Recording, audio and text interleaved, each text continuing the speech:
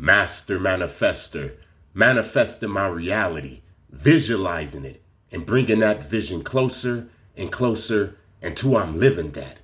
I'm a master manifester. I've been riding this wave for years and I'm loving it. If you're one of the chosen, then you're a manifester too. Something had to motherfucking happen in 2019 with that shit. I'm trying to tell you, man, ever since that shit happened, when we had to be in this, stay in the motherfucking house, ain't shit been right ever since. And it's pissing me the fuck up. There was a great awakening when that shit happened. And there was a... Boy, when is the last time shit felt like regular life? Somebody tell me. Because I don't know the last time it felt like regular motherfucking life since that shit happened. Shit ain't been regular at all. And I never thought about it, but before that shit happened, it was regular a little bit. It was still weird and motherfucking crazy shit going on, but ever since that shit been fucked up. More fucked up than I've seen in my motherfucking lifetime. This shit is crazy. I don't know what happened. When that shit happened, some shit happened. Now, I remember this shit. They had us locked in for them motherfucking 2 weeks when we was able to come back outside. I saw 5G towers every motherfucking way. I didn't even hear them. I didn't even hear them building them motherfuckers or putting them up or none of that shit. They was just there. How the fuck that happened? How the fuck in 2 weeks I see 5G towers every motherfucking way? They weren't even there, dog. I know that shit for a motherfucking fact. It gotta be. Let me tell you something that I witnessed during the lockdown. So I'm watching the news every day, just like everybody was watching the news every day, right? Remember they used to have that little clock, and the clock, it'll keep on going up and up. On one side of the clock, it had the number of people that was dropping. And on the other side of the clock, it had when it would reach New Mexico, California, Texas. The clock said California, 3 days, 8 hours. I remember that clock. I remember them tallying up the numbers. Every day I was watching the news. And something else they showed. They showed all of the pollution. They showed animals coming out. You know what the lockdown showed me? That the earth is going to heal itself very quick. All we need is these parasites off of her. Once the parasites leave, the planet is going to start healing immediately. That's what the lockdown showed me. You hear what I'm saying? The 5G towers, I've been seeing the fake trees since, let's say, 2003. The idea of acting on your highest excitement is an indication of the expression of your purpose, but your purpose is to be you as fully as you can. Does that make sense? Yes. Is that too simple? Yes. Then you may complicate it however you wish. Like I said, some of the most important answers are simple. People don't like simple. New Earth, you're going to have to be authentic. Who are you? We already know who Lil Wayne is. We already know who Eminem is. We already know who Cardi B and Meg Thee Stallion is. We want to know who you are. This is the only way that you're going to survive on New Earth. This experiment was designed to control the human mind. People had no idea they were being tested. They were exposed to drugs and psychological pressure. Memories were distorted and manipulated. Some participants never fully recovered. The program was later confirmed to be real. Gangstalking. The program is gangstalking. That's what he's talking about. Why do you feel shame the moment you finish gooning? It is not guilt and it is not regret. It is your entire brain chemistry collapsing in on itself. During arousal, your prefrontal cortex, the part responsible for judgment and rational thinking, gets suppressed while dopamine floods your system and narrows your focus down to one single thing. But the second you finish, everything reverses at once. Dopamine crashes, prolactin. So why do you feel Your biggest mistake is thinking everyone wants to see you win. They don't. They want to see you try and fail, so their inaction feels justified. The moment you succeed where they quit, you become a mirror showing them what they could have been. And people hate mirrors that reflect their wasted potential. Machiavelli understood this. The crowd never roots for the lion. They cheer for the underdog to stay under. When you rise, your biggest... This is the reason they want to keep you on the same program. The program where you was a failure. The program where you didn't have confidence. The program where you let them bully you. You see, when you start writing your own program, when you start practicing SR&BG, you start having confidence. You start speaking up for yourself. You start manifesting. And they start seeing this. People start asking questions. They say, hey, I thought you said that this chosen one was a loser, was a lame, was a bum. I thought you said that they just speak outside their head. They just say whatever come to their mind. You made me go against a genius. Not only a genius, but a genius that's protected by the Most High. So when you start to elevate, when you start to vibe high and write your own programs, then it exposes the narcissists in your life. This is why they always want to keep you on that same program that you was running on since you was born. That same program that your uncles and your cousins, your brothers and your sisters now was on. That's why. What really bothers me about a lot of the conspiracy stuff I see on here every day is that none of it is as weird as the real stuff that goes on. For example, I want you to imagine you run into a guy who says, I just found a massive secret government facility.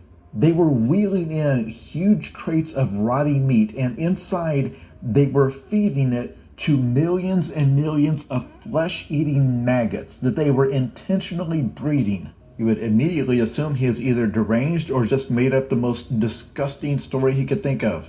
In reality, he merely ran across the facility where the USDA breeds millions and millions of flesh-eating screw worms so that they can load them into planes and carpet bomb the rainforest with them. 15 million worms a week.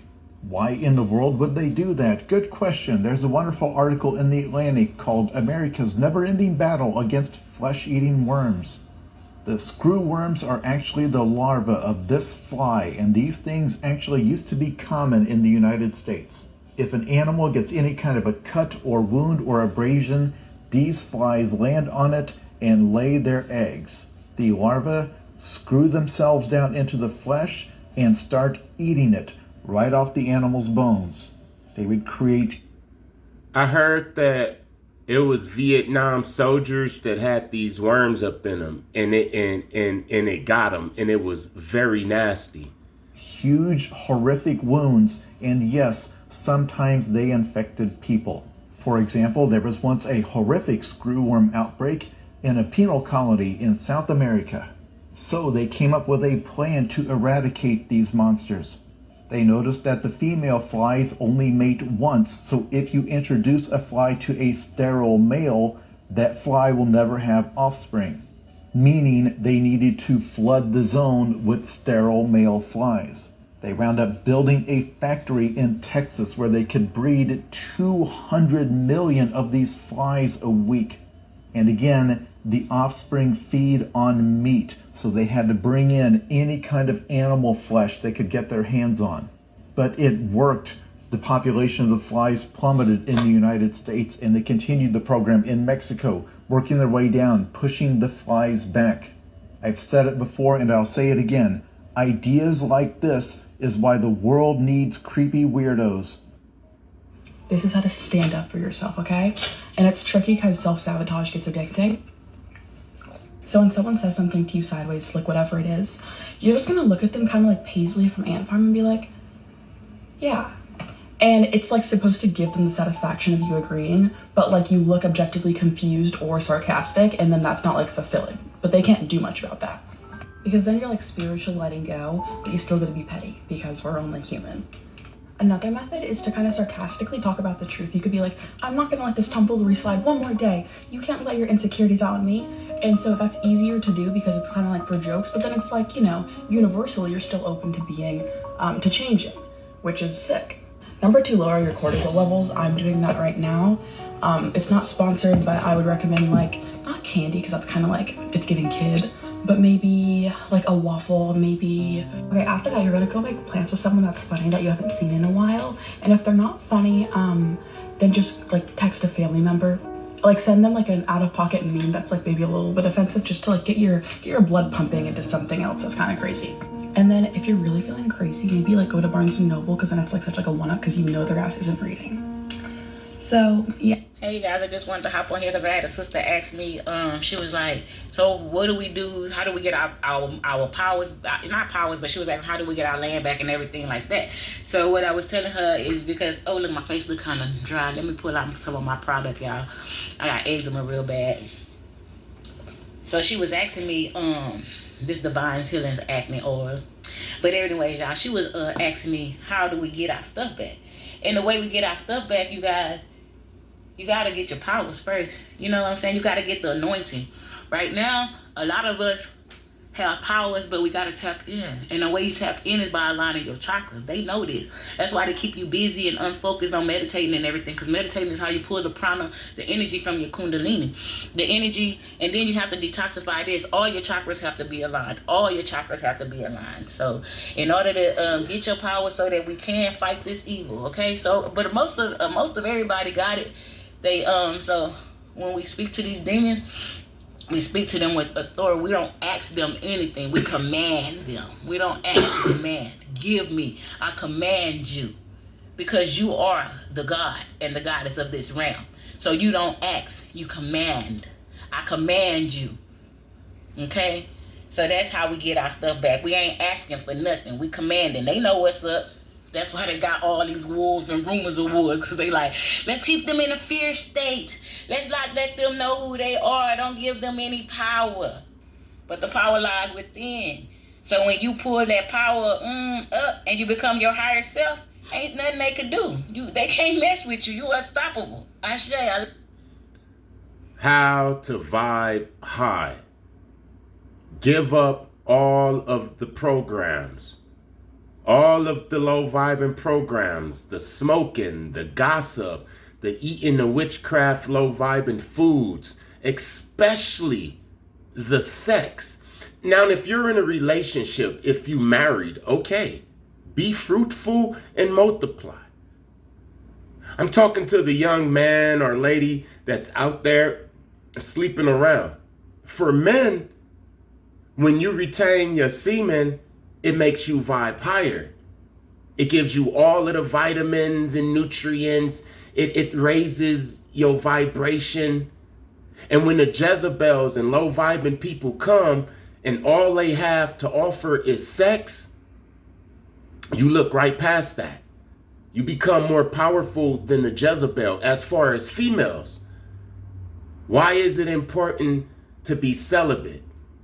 Unless you have a husband, unless you want to make a family, unless you want to please your husband, you don't want your husband to be looking elsewhere, but you don't want to be given up to just anybody, because these guys, they come with a lot of spiritual parasites, STDs, sexually transmitted demons.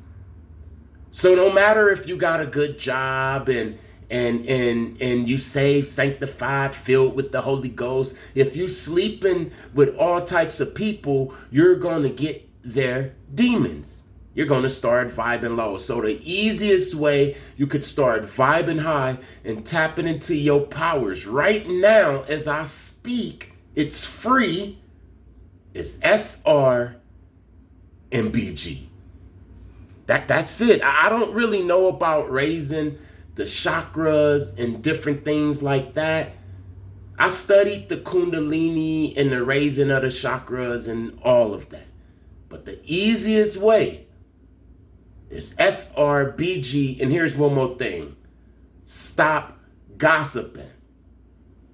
If you talk about somebody, only talk about the good things. Unless you're trying to warn somebody about a snake. You hear what I'm saying? Gossiping. It lowers your vibration. Be the living example of the state of being you prefer. And even if someone else doesn't choose to match your frequency and change themselves in a more positive way, you have at least assisted them and been of help to them by being an example to them of a choice they could make. But if you don't do that, you're not giving them any choice. Be the Imagine you have a child and then one day that child goes missing, gets snatched off the street. No funny shit. I done really motivated people into the next level. Hold on real quick. Me like I'm at the... That last video, that guy just said, imagine your child get snatched up. I'm not gonna imagine none of that shit. You hear what I'm saying? He's probably about to make a good point. But if you're a manifester, you don't want to just be imagining. Listen, I'm only imagining high vibing things. I don't care if you're trying to teach me something and make a point. If you tell me to imagine some bullshit, I'm gonna skip the video, man. No funny shit. I done really motivated people into the next level, and then they start trying to humble me like I'm not the blueprint. You don't get to benefit over my energy and then try to resent me for it too. I think people be forgetting who put them on, but I'm gonna remind you every time. No funny. Listen, I used to say it's not fair that the Freemasons they hold all the information and you have to be a member and you have to go up. You have to go up the different ladder, that's the steps, go up the ranks to get the information. Hey, once I got the information and start spreading it, I understand why you can't give the information to just anybody.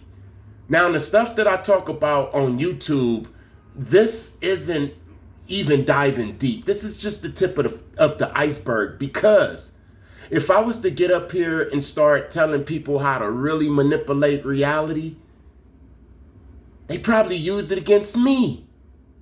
I've taught people things and they turned around and used the same thing I taught them on me, man. That's why I don't go real deep. That's why I don't dive real deep unless you on a level, unless you can handle the information. Beware of that. Beware of teaching people something and they turning around and hitting you with the same thing you taught them. Psychologists say reading a message and not responding right away usually isn't about ignoring someone. The brain registers incoming messages as social tasks. And when there's no clear emotional script for how to respond, it pauses. Not because the person doesn't care, but because responding requires emotional energy, timing, and tone all at once. So the mind delays until it feels safer to answer. That delay often turns into guilt, which makes responding feel even heavier. So on SR&BG, I get a lot of emails. I get a lot of comments. And some of these emails, some of these comments I don't respond to because it feels like I'm gonna have to work. Just imagine you have a whole life and then you have 5 emails in a row and they're all a paragraph, some 3 paragraphs long. When I look at those emails, I feel like I'm going to work. You hear what I'm saying? So to the people over there at SR&BG, the ones who send the emails and the ones who comment and it seems like I'm not reading them, I'm ignoring them, trust me, I already have a lot on my plate. I pray that I can get to your emails. I pray that I can read them. But when I open up them emails and I see paragraph after paragraph, it kind of get me depressed. I'm not going to even lie. I watched the footage again, and something feels off. The timing, the body language, the way he moved right before it happened. Almost like he knew. Like he was waiting for that exact moment. So here's my question. Did he know something was going to happen to him? Watch the video. Then tell me in the comments what you think. I watched the... A lot of people are literally quitting their jobs and just moving and leaving the country. It's like people making these big decisions, life-changing decisions, and why? Why? Because people are realizing their truth, their purpose, and they're just like, yo, screw this freaking like rat race, screw this matrix. I want to really figure out why am I here and what is my purpose and what am I supposed to be fulfilling right now. A lot of people are literally quitting their job.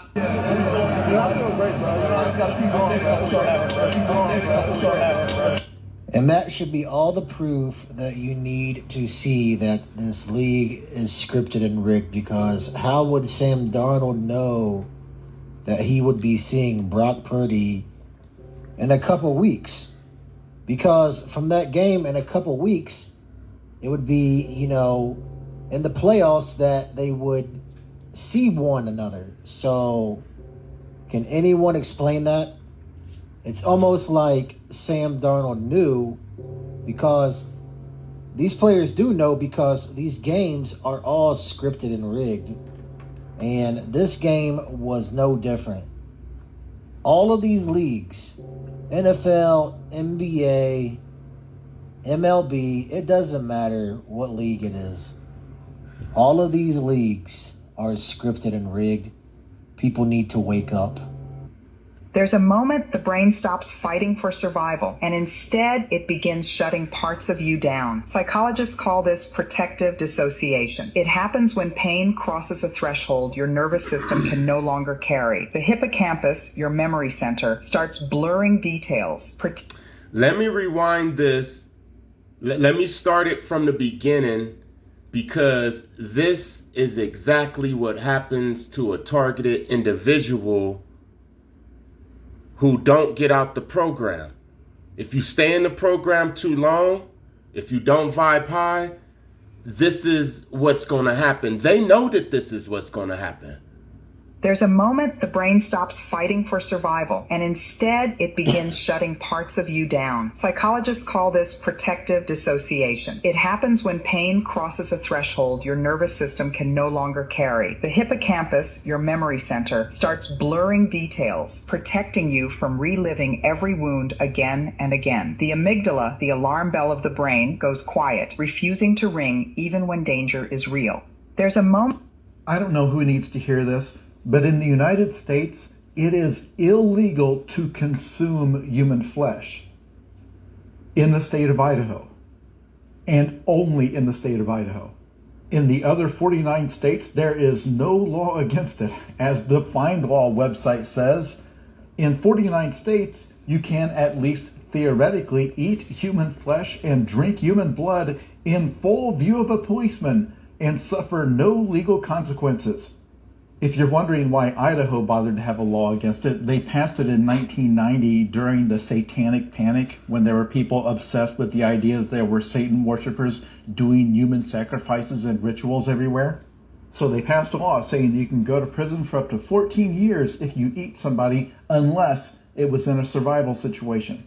Of course, there are all kinds of laws preventing you from obtaining the meat, except in very specific ways. You basically have to purchase it. But for example, a few years...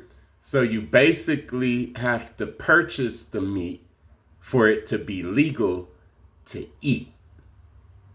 You know, they can't make eating human flesh illegal in America, because they will have to shut down all of the McDonald's, Wendy's, especially Arby's with those little steak bites. What the hell is the little steak bites made out of?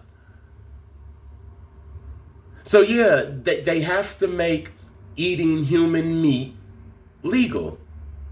You can eat it in front of a police officer when you're sitting down in McDonald's, then you eating some damn human meat. The whole patty isn't 100% human flesh. They just use it as fillers and ritual. Man, I swear, nobody watches you harder. I'm talking about literally stalking you than the people that doubt you. Like right now, you currently on your journey trying to accomplish your goals, whatever that is, whether it's weight loss, start a business, etc. And first of all, they shouldn't even be knowing about your plans anyway. And in their mind, they thinking, you ain't gonna be able to do that. They ain't gonna accomplish that goal. But they gonna sit up there and watch you closely. So you might as well give them a show by succeeding. Emotional distancing. Some of us have done that without even knowing we were doing it. Emotional distancing is removing the gift of your presence from a relationship. Because if you don't... I always talk about SR, but I never talk about energy retention, retaining your energy, not giving your energy away to toxic people. Let them heal themselves. Separate from them. Practice emotional distancing with toxic relationships. This is very important. Look, this is another way that you're going to vibe high, separating yourself from all toxic people, because all they do is eat your energy.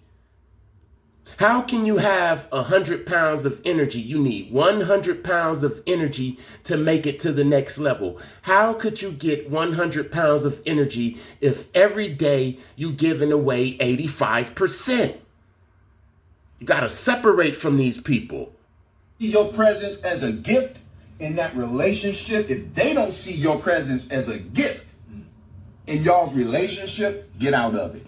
Emotion. Since arriving on Earth, I've noticed that Earth has a reptilian infestation. They write your movies, they act in the movies that they write, they act as royalty in the UK. They've created all governments, all policies. How you live your life today is because of a reptilian. I think now this should change. Tell me what you would do if you were this lady. Do you see how spooked she looked? I'm about to show you what it is that she's seeing, y'all, because this world is opening up to some new creatures. This lady is at home visiting family in Vermont, and it's her turn to go up and stock up the wood because it's cold out there. They want to be warm, y'all. When she looks up and she looks out into the trees, y'all, she sees this unbelievable sight. You won't believe it, y'all. Okay, no fucking joke. I'm loading up wood. Look how scared she is. I look up, and this is what I see. Wait for it. Look at this. Look in the shadow, y'all. Look at this. That shit looks fake. It looks like a Yeti. Hold on. Brother, conscious juice. That is not no Yeti, man.